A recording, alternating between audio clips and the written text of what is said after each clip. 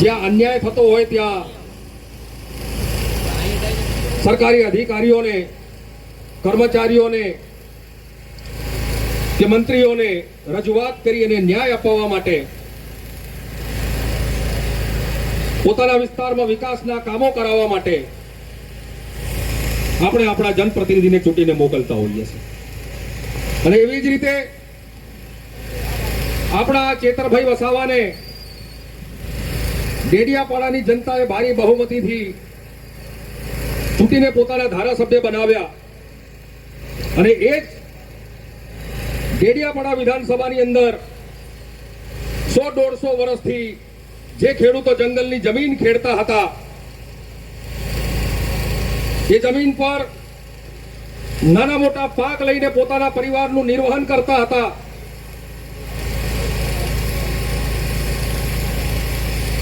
જંગલની જમીનનો જ્યારે કાયદો આવ્યો પછી જે લોકો જંગલની જમીન લાંબા સમયથી ખેડતા હતા, એમની જમીન એમના નામે કરવાની અને સનદ આપવાનો એક કાયદો બન્યો. અને એમાં ગુજરાતની અંદર લગભગ 1 લાખ જેટલા કેસ પેન્ડિંગ છે. અને એમાં કદાચ આ કેસ પણ હોઈ શકે. અને એ જમીન પર જ્યારે રાત્રે જંગલ ખાતાના અધિકારીઓ અને કર્મચારીઓ આવી અને કાળી મજૂરી કરીને વાવેલો કપાસ જ્યારે ઉખાડી નાખે, એમને જમીન પરથી બેદખલ કરી દેવામાં આવે, એમની કાળી મજૂરી પર પાણી ફેરવી દેવામાં આવે, ત્યારે આ દેશના બંધારણ મુજબ, આ દેશના કાયદા મુજબ એ લોકો એમના જનપ્રતિનિધિને, એમના ધારાસભ્યને ફરિયાદ કરવા જાય. અને એમ જ આ ખેડૂતો ચેતરભાઈને ફરિયાદ કરવા માટે ગયા. અને ચેતરભાઈને લાગ્યું કે મારા વિસ્તારના માણસો, ગરીબ આદિવાસી જે વર્ષોથી આ જંગલની જમીન પર રહે છે, એ અને એમની જમીન પર ઉગાડેલા પાકને એમને જણાવ્યા વગર, કોઈની પરમિશન વગર જ્યારે જંગલ ખાતાના કર્મચારીને, અધિકારીને ઉખાડી નાખતા હોય એ યોગ્ય નથી. અને એમને કર્મચારીઓને પોતાના ઘરે બોલાવ્યા, એમની જોડે વાતચીત કરી. અને વાતચીત દરમિયાન જાણે કે સરકારનું કોઈ ષડયંત્ર હોય એમ ચેતરભાઈ સાથે, એક ધારાસભ્ય સાથે એવું ગેરવર્તન કરવામાં આવ્યું કે ચેતરભાઈ તે કોઈ સામાન્ય વ્યક્તિ હોય તો પણ ઉશ્કેરાઈ જાય. અને ચેતરભાઈ ઉશ્કેરાય એમાં સામાન્ય બોલાચાલી થઈ. અને જાણે સરકાર આની રાહ જોતી હોય એમ કે ક્યારે ચેતરભાઈ ભૂલ કરે, ક્યારે ચેતરભાઈ ગુસ્સે થાય, ક્યારે આદિવાસીઓનો, શોષિતોનો, વંચિતો અવાજ બનેલો આ ગુજરાતનો ધારાસભ્ય એક ભૂલ કરે અને એને પકડીને જેલમાં પૂરી દઈએ, એની રાહ જોતી હોય એમ સરકારે એમના પર કેસ દાખલ કર્યો. કોર્ટમાં કેસ ચાલ્યો. અને બીજા આપણે કોર્ટની અંદર જોઈએ છે 10-10 વર્ષ સુધી, 15-15 વર્ષ સુધી, 20-20 વર્ષ સુધી કોર્ટનું કોઈ જજમેન્ટ નથી આવતું. અને આ મહિનાઓની અંદર તાત્કાલિક આ કેસ ચલાવવામાં આવ્યો અને ચેતરભાઈને 7 વર્ષની જેલની સજા કરાવવામાં આવી.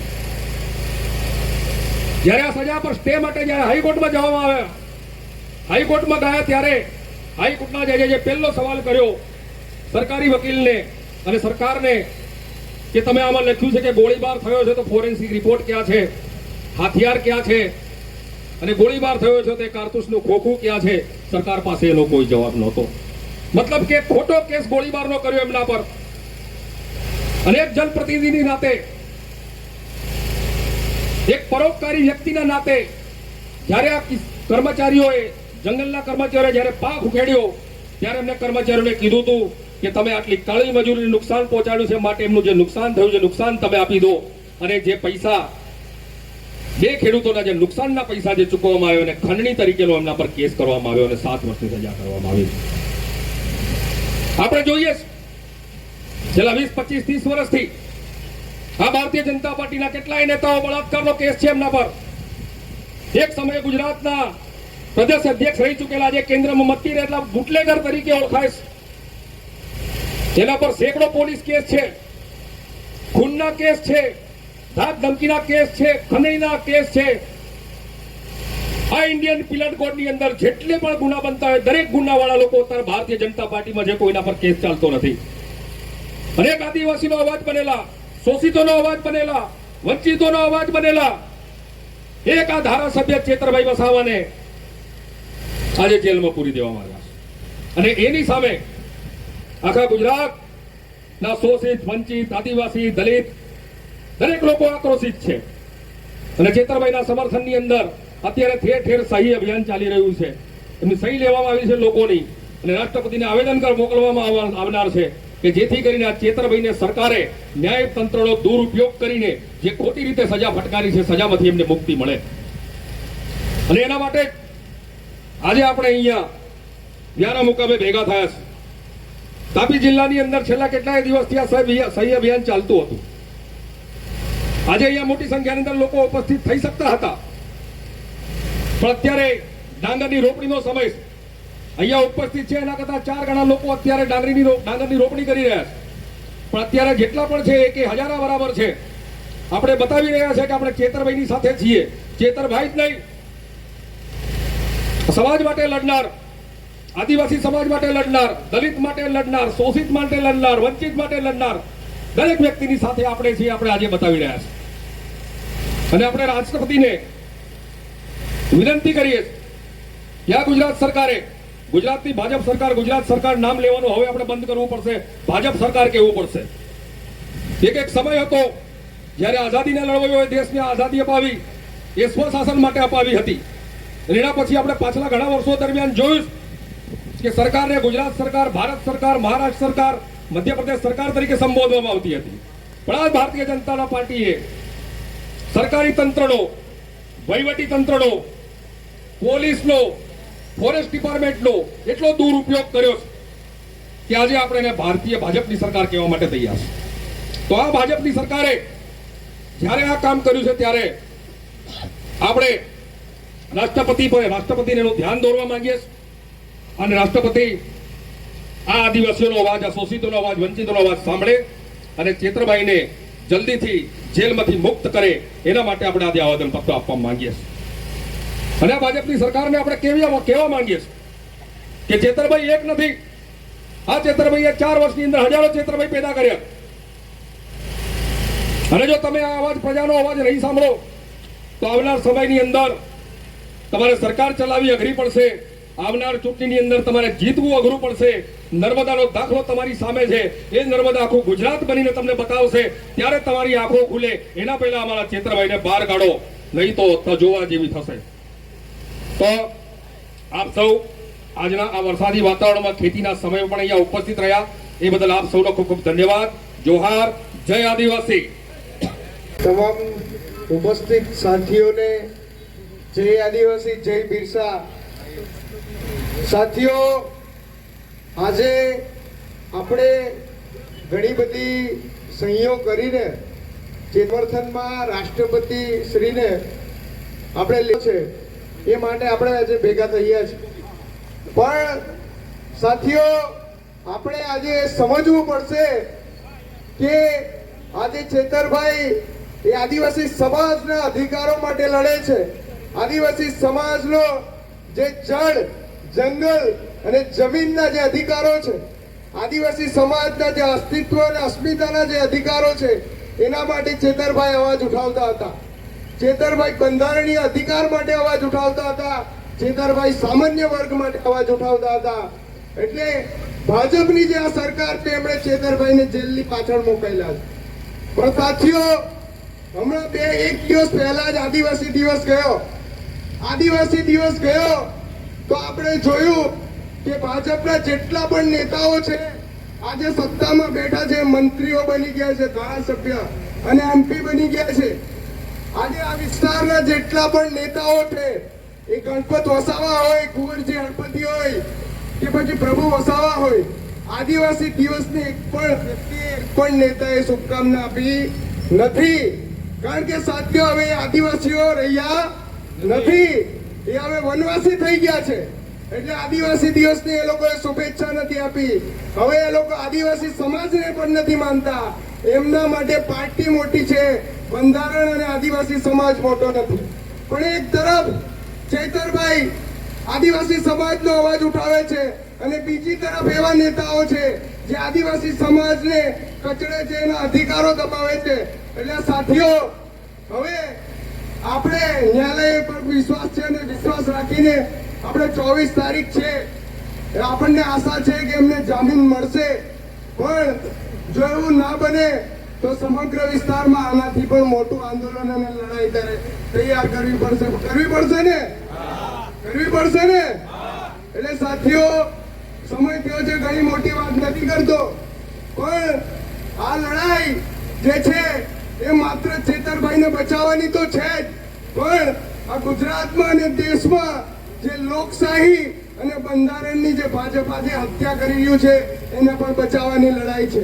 એટલે સાથીઓ, મજબૂતીથી લડવાનું છે અને તમામે આ લડાઈમાં સામેલ થઈને તમામે આદિવાસી સમાજના અધિકારોએ તમામ ચેતરભાઈને પણ બચાવવાનું છે, તમામ અધિકારોની પણ રક્ષા કરવાની છે અને જેલમાં જવાની પણ તૈયારી રાખવાની છે. એટલું જ કહીને સાથીઓ, હું પોતાની વાત પૂરી કરીશ. આપ તમામને જય આદિવાસી અને જય બિરસા. ખૂબ ખૂબ જય જોહાર. આપણે આપણા આદિવાસી છે બરાબર ને? જળ, જંગલ અને જમીનના માલિક કોણ છે? કો હે? જળ, જંગલ અને જમીનનો માલિક કો હે? તો બસ ઓલી બધી એકદમ જોહડો અવાજ નીકળા જોજે તો હડો મન દેખાય નહીં. છતાં આજે આપણા બહુ જ મોટી સંખ્યામાં ઉપસ્થિત રહીને માન્ય ચેતરભાઈ વસાવા સાહેબના સમર્થનમાં આપણા જેવો ઉભા રહ્યા તે વખતે આજે આપણા આખા ભારત દેશમાં જે છે તો આદિવાસી માટે જે સુપ્રીમ કોર્ટનો ઓર્ડર है કે જેમાં જળ, જંગલ અને જમીનના ખરેખર રખવાલા का मालिक को है तो आदिवासी અને આપણા એરિયા કા ભારત દેશમાં ખરેખર આદિવાસીઓને દબાવવા માટે એમ કેમ પ્રકારે આપે જ્યાં મેન લીડર હતા ચાહલ ગમે ચામાં બી ગુનામાં ટાંકીને આદિવાસીઓનો અવાજ દબાવવામાં એ રહ્યો હો જ્યાં અમે બે અવાજ ઉઠાવવાનો હોય અને આજે આપણો માન્ય ધારાસભ્ય શ્રી ચેતરભાઈ વસાવા સાહેબ કે જો આ ભાજપની સરકાર જે ગુજરાતમાં અને ભારત પ્રદેશમાં ભાજપની સરકાર છે તો તે આજે આપણે જોઈએ છે કે આદિવાસીઓના હક, અધિકાર અને જે સુપ્રીમ કોર્ટનો ઓર્ડર છે તે પ્રમાણે આપણા અધિકારો છે તેને છીનવી રહ્યા છે. છતાં પણ જોઈએ છે કે આપણા નેતાને જે નેશનલ હાઈવે કે પછી વિકાસના નામે આપણા આદિવાસીઓના હક અને અધિકારો અને આપણા જે હકો છે તેને છીનવી રહ્યા છે તેની સામે આપણા નેતા બોલે છે. અનેક ઘણા આપણા જે ફંડો આવે છે તે ફંડનો ખુલાસો કરી રહ્યા છે તેની સામે આપણે જોઈએ છે તેને દબાવવાને માટે આપણા ચેતરભાઈ વસાવા સાહેબને સામે આપણી સામે જોઈએ છે કે ખોટા કેસ કરીને તેને જેલમાં રાખવામાં આવી રહ્યો છે અને આપણા સમગ્ર આદિવાસીઓનો અવાજ દબાવવામાં આવી રહ્યો છે તે આપણને ક્યારેય મંજૂર નથી. શું આપણને મંજૂર છે? તો એક વખત આપણે જોરથી બોલીશું, જેલ કે તાલે તૂટેંગે, जेल के ताले टूटेंगे, जय जोहार, जय आदिवासी, જેલ કે તાલે તૂટેંગે. આપણા વચ્ચે એડવોકેટ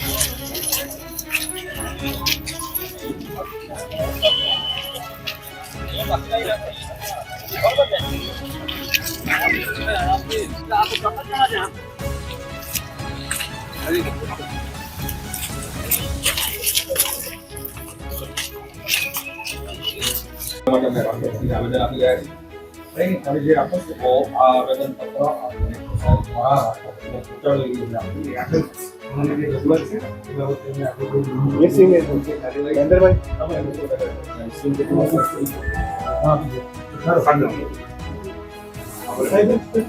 સહયોગ છે સાહેબ.